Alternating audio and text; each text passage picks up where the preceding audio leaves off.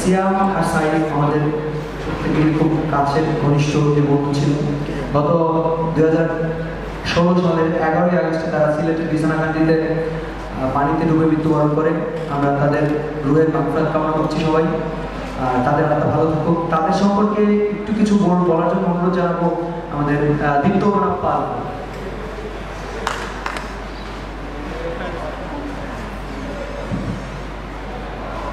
সিয়াম সাইদ আমার কলেজ আমরা খেলে থাকতাম।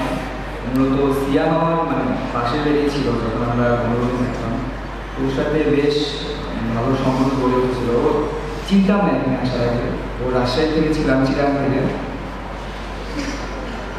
অল্প কিছুদিনের মধ্যে ওর সাথে বেশ ভালো সম্পর্ক ছিল। ছেলেটা প্রচণ্ড হাস্যোজ্জ্বল ছিল, সবাইকে মাতিয়ে রাখতো, হলের সবাইকে, ডিপার্টমেন্টের সবাইকে। হলের বড় ভাইরা, সিনিয়র সবাই ওর প্রশংসার পঞ্চমুখ থাকতো। এরকম মানুষ আসলে সত্যিই বিরল। ধরনের মানুষকে আমি এখনো ওদের জন্য মনটা বড় করে ওদের একটা আছে যে বলা যায় না যে মন খারাপ, ওদেরকে মিস করছি শব্দটা আসলে দিয়ে সব কিছু বোঝানো যায় না। মনটা বড় করে বাংলা শব্দটা দিয়ে অনেক কিছু প্রকাশ করা যায়।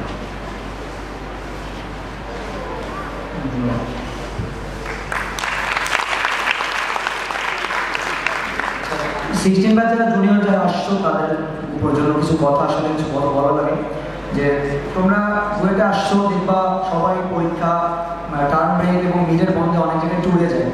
তো আমার তোমাদের প্রতি একটা রিকোয়েস্ট থাকবে, যখন তোমরা কোথাও যাবা অ্যাটলিস্ট পরিবারের কাউকে জানিয়ে যাবা, বাবা মা এদের সবসময় জানিয়ে যাবা কোথায় যাচ্ছ। এবং আমার একটা বিশেষ অনুরোধ থাকবে যে তোমরা একটু 7-8টা সবাই একটু শিখে নিবে।